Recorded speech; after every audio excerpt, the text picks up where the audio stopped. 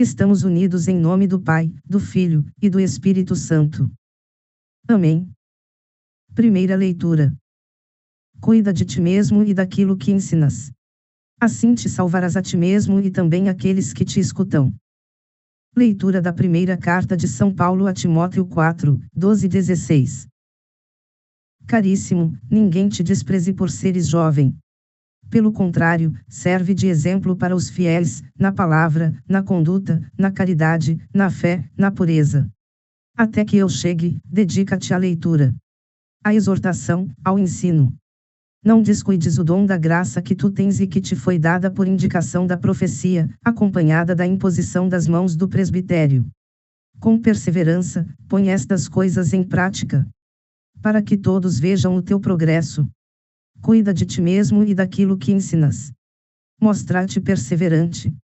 Assim te salvarás a ti mesmo e também aqueles que te escutam. Palavra do Senhor. Graças a Deus. Salmo responsorial. Salmos 110, 111. Grandiosas são as obras do Senhor. Suas obras são verdade e são justiça, seus preceitos, todos eles, são estáveis, confirmados para sempre e pelos séculos, realizados na verdade e retidão. Enviou libertação para o seu povo, confirmou sua aliança para sempre. Seu nome é santo e é digno de respeito. Temer a Deus é o princípio do saber, e é sábio todo aquele que o pratica. Permaneça eternamente o seu louvor.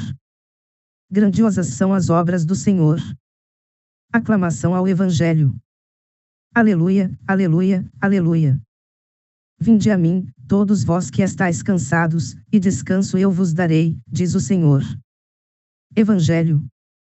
Os muitos pecados que ela cometeu estão perdoados, porque ela mostrou muito amor. Proclamação do Evangelho de Jesus Cristo, segundo Lucas 7, 36 e 50. Naquele tempo, um fariseu convidou Jesus para uma refeição em sua casa. Jesus entrou na casa do fariseu e pôs-se à mesa. Certa mulher, conhecida na cidade como pecadora, soube que Jesus estava à mesa, na casa do fariseu. Ela trouxe um frasco de alabastro com perfume, e, ficando por detrás, chorava aos pés de Jesus, com as lágrimas começou a banhar-lhe os pés. Enxugava-os com os cabelos, cobria-os de beijos e os ungia com o perfume. Vendo isso, o fariseu que o havia convidado ficou pensando, se este homem fosse um profeta, saberia que tipo de mulher está tocando nele, pois é uma pecadora. Jesus disse então ao fariseu: Simão, tenho uma coisa para te dizer. Simão respondeu: Fala, mestre. Certo credor tinha 2 devedores, um lhe devia 500 moedas de prata, o outro, 50. Como não tivessem com que pagar, o homem perdoou os 2. Qual deles o amará mais? Simão respondeu: Acho que é aquele ao qual perdoou mais. Jesus lhe disse: Tu julgaste corretamente. Então Jesus virou-se para a mulher e disse a Simão: Estás vendo esta mulher? Quando entrei em tua casa, tu não me ofereceste água para lavar os pés, ela, porém, banhou meus pés com lágrimas e enxugou-os com os cabelos. Tu não me deste o beijo de saudação, ela, porém, desde que entrei, não parou de beijar meus pés. Tu não derramaste óleo na minha cabeça, ela, porém, ungiu meus pés com perfume. Por esta razão, eu te declaro, os muitos pecados que ela cometeu estão perdoados, porque ela mostrou muito amor. Aquele a quem se perdoa pouco, mostra pouco amor. E Jesus disse à mulher: Teus pecados estão perdoados. Então, os convidados começaram a pensar: quem é este que até perdoa pecados? Mas Jesus disse à mulher: Tua fé te salvou. Vai em paz. Palavra da salvação. Glória a vós, Senhor. Reflexão. Na travessia do tempo, a palavra de Deus permanece como farol. Hoje, somos convidados a contemplar 3 textos sagrados que se entrelaçam como fios de ouro: a primeira carta de Paulo a Timóteo, os Salmos 110 e o Evangelho segundo Lucas. Para compreendê-los plenamente, é necessário mergulhar no contexto histórico, religioso e cultural em que foram escritos tempos de perseguição, de transformação social, de busca por sentido. É, ao fazê-lo, perceber como essas palavras ecoam com urgência e esperança em nossa própria época. A primeira carta a Timóteo foi escrita por Paulo por volta do ano 64 d.C., durante o Império de Nero, um período marcado por crescente hostilidade contra os cristãos. Timóteo, jovem líder da comunidade de Éfeso, enfrentava desafios internos e externos, heresias, disputas doutrinárias, e a pressão de liderar sendo ainda jovem. A cultura greco-romana valorizava a sabedoria dos mais velhos e desprezava os jovens como inexperientes. Paulo, então, escreve com ternura e autoridade, encorajando Timóteo a ser exemplo não pela idade, mas pela integridade. A imposição das mãos, mencionada na carta, remete à prática judaica e cristã de transmitir autoridade espiritual, sinal da continuidade apostólica. Religiosamente, o cristianismo ainda se consolidava como caminho distinto do judaísmo. Culturalmente, vivia-se sob o domínio romano, onde a religião oficial era politeísta e o culto ao imperador era obrigatório. Durante o século e depois de Cristo, o mundo mediterrâneo estava sob o domínio do Império Romano, cuja religião oficial era politeísta. Isso significa que os romanos acreditavam e cultuavam muitos deuses, cada um com funções específicas ligadas à natureza, à vida cotidiana, à guerra, ao amor, à agricultura, entre outros aspectos. Panteão romano, os romanos herdaram muitos de seus deuses dos gregos, apenas mudando os nomes: Zeus, grego; Júpiter, romano; Hera, Juno; Ares, Marte; Afrodite, Vênus; Hermes, Mercúrio. Além desses, havia deuses locais, domésticos, como os lores e penates, e divindades associadas a cidades e funções específicas. Culto ao imperador: a partir de Augusto, os imperadores passaram a ser venerados como figuras divinas. O culto ao imperador tornou-se uma prática política e religiosa obrigatória em muitas regiões. Recusar-se a prestar culto ao imperador era visto como ato de rebeldia, o que colocava os cristãos em risco, pois eles adoravam exclusivamente a Deus. Práticas religiosas: os romanos realizavam sacrifícios de animais, oferendas, festivais públicos e rituais em templos. A religião era ritualística e pública, mais voltada à manutenção da ordem social e à obtenção de favores dos deuses do que à espiritualidade pessoal. Conflito com o cristianismo. O cristianismo, nascido dentro do judaísmo monoteísta, afirmava que só há um Deus verdadeiro, e que Jesus é seu filho. Isso confrontava diretamente a religiosidade romana. Os cristãos rejeitavam todos os outros deuses, inclusive o culto ao imperador. Enquanto a religião romana era externa e ritualística, o cristianismo valorizava a conversão do coração, o amor, a misericórdia e a fé. O Evangelho de Lucas, por exemplo, destaca o acolhimento dos pobres, mulheres, estrangeiros e pecadores, grupos ignorados ou excluídos pela religião oficial. A religião politeísta romana também era uma ferramenta de controle político. Os templos eram centros de poder, e os sacerdotes muitas vezes estavam ligados à elite. A fé cristã, ao propor uma comunidade baseada na igualdade espiritual, ameaçava essa estrutura. Por isso, os cristãos eram perseguidos, acusados de ateísmo, por não adorarem os deuses romanos, de traição, por não cultuarem o imperador, e de práticas secretas, por se reunirem em casas e falarem de corpo e sangue. Hoje, embora vivamos em sociedades pluralistas, ainda enfrentamos formas de politeísmo moderno, o culto ao poder, ao dinheiro, à imagem, à fama. A fé cristã continua sendo um chamado à contracultura, à simplicidade, ao amor, à misericórdia, à verdade. Ser cristão era, portanto, um ato de resistência. Paulo sabia que a fé não sobreviveria apenas com palavras, mas com testemunho. Por isso, exorta Timóteo: cuida de ti mesmo e daquilo que ensinas. A salvação, aqui, é fruto da coerência entre vida e doutrina. Uma analogia entre Timóteo, discípulo de São Paulo, e Carlo Acutis, jovem beato do século XXI, revela como a juventude, em diferentes épocas, pode ser instrumento poderoso de Deus para transformar o mundo com fé, coragem e autenticidade. Timóteo, no século I, era jovem, tímido, mas profundamente comprometido com o Evangelho. Paulo o encoraja: ninguém te despreze por seres jovem. Timóteo é chamado a ser exemplo na palavra, na conduta, na caridade, na fé e na pureza. Carlo Acutis, nascido em 1991 e falecido em 2006, viveu em um mundo digital, globalizado, marcado por distrações e superficialidades. Ainda assim, aos 15 anos, tornou-se um verdadeiro missionário da fé. Usou a internet para evangelizar, criou um site sobre milagres eucarísticos, e viveu com simplicidade, alegria e profunda devoção à Eucaristia.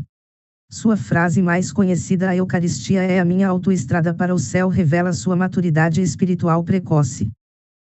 Ambos mostram que a juventude não é obstáculo, mas potência para o reino de Deus. Timóteo lidera comunidades, Carlo evangeliza com tecnologia. Timóteo é chamado à coerência entre ensino e vida. Carlo vive o evangelho com alegria, sem medo de ser diferente. Timóteo enfrenta o politeísmo romano e a perseguição. Carlo enfrenta o secularismo moderno e a indiferença religiosa. Paulo diz: serve de exemplo para os fiéis. Carlo tornou-se modelo para jovens do mundo inteiro, beatificado pela Igreja em 2020. Deus não escolhe os capacitados, mas capacita os escolhidos. Em qualquer época, a juventude pode ser luz, pode ser sal, pode ser voz profética. Ambos nos ensinam que a santidade não é questão de idade, mas de entrega. Assim como Timóteo foi instruído a cuidar de si e do que ensinava, Carlo cuidou de sua alma e da fé que compartilhava. Ambos foram perseverantes, e por isso, como diz Paulo, salvarão a si mesmos e aqueles que os escutarão. O Salmo 110, 111, provavelmente composto durante o período pós-exílico, após o retorno do povo judeu da Babilônia, celebra a fidelidade de Deus à sua aliança. Num tempo em que o povo reconstruía sua identidade e sua fé, o salmista proclama: grandiosas são as obras do Senhor. A cultura hebraica valorizava profundamente a memória. Lembrar os feitos de Deus era manter viva a esperança. O temor do Senhor, longe de ser medo, é reverência, abertura ao mistério, princípio da sabedoria. Em tempos de reconstrução, este salmo era um hino de confiança: Deus permanece fiel, mesmo quando tudo parece ruir. O Evangelho segundo Lucas, escrito por volta do ano 80 depois de Cristo, dirige-se a comunidades cristãs gentílicas, ou seja, não judaicas. Lucas, médico e historiador, apresenta Jesus como o Salvador universal, especialmente dos marginalizados. A cena da mulher pecadora na casa do fariseu Simão é profundamente simbólica. Na cultura judaica do século I, mulheres eram socialmente invisíveis, e uma mulher pecadora era duplamente excluída moral e religiosamente. O fariseu, representante da elite religiosa, julga com os olhos da lei. Jesus, porém, vê com os olhos da graça. A mulher não fala, mas seu gesto é eloquente: lágrimas, perfume, cabelos, beijos. Ela realiza uma liturgia silenciosa, um sacramento de arrependimento e amor. Jesus não apenas a acolhe, mas a exalta: os muitos pecados que ela cometeu estão perdoados, porque ela mostrou muito amor. Aqui, o contexto cultural é rompido. O que era escândalo torna-se sinal. Jesus redefine o valor humano não pela reputação, mas pela capacidade de amar. Ao fazê-lo, confronta a religiosidade que exclui, que mede, que condena. Hoje, vivemos tempos semelhantes: juventudes desacreditadas, líderes religiosos questionados, exclusões sociais disfarçadas de moralidade. A cultura da aparência, da performance e do julgamento rápido nos distancia da essência do Evangelho. Assim como Timóteo foi chamado a ser exemplo em meio a uma cultura hostil, e como a mulher pecadora rompeu barreiras religiosas e sociais para se aproximar de Jesus, nós também somos convidados a viver uma fé que transforma, que desafia os ídolos do nosso tempo, e que se expressa no amor. Somos chamados, como Timóteo, a cuidar de nós mesmos e do que ensinamos. Somos convidados, como a mulher do Evangelho, a nos aproximar de Jesus com tudo o que somos, inclusive nossas feridas.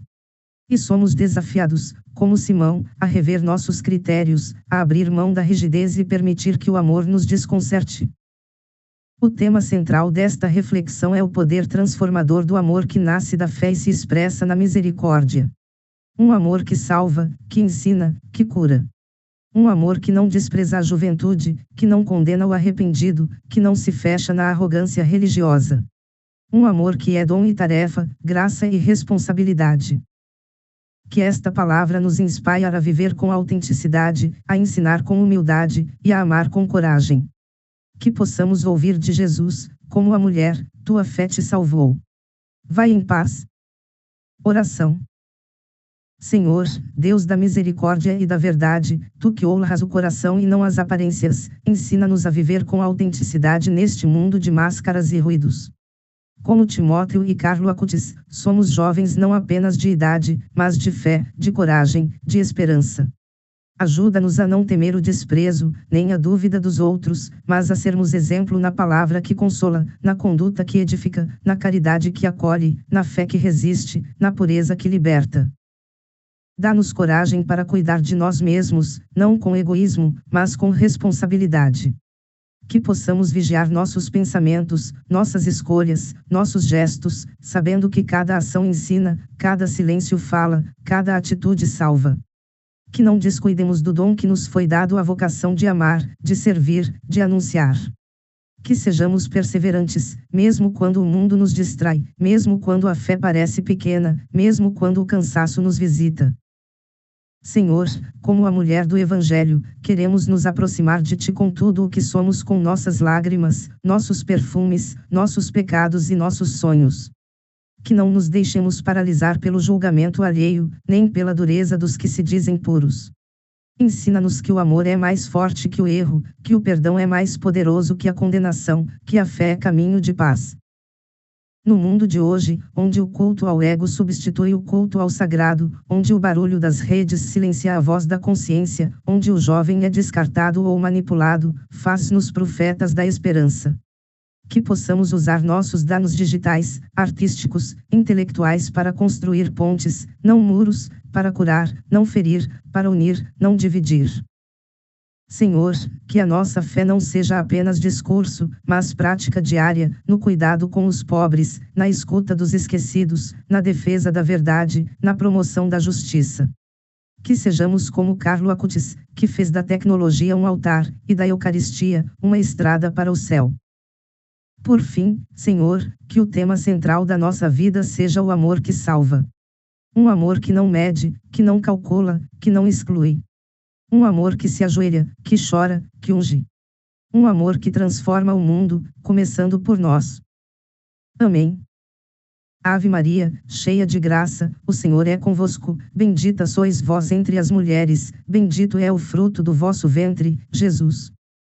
Santa Maria, Mãe de Deus, rogai por nós, pecadores, agora e na hora da nossa morte. Amém. Louvado seja nosso Senhor, Jesus Cristo. Para sempre seja louvado. Continuamos unidos em nome do Pai, do Filho, e do Espírito Santo. Amém.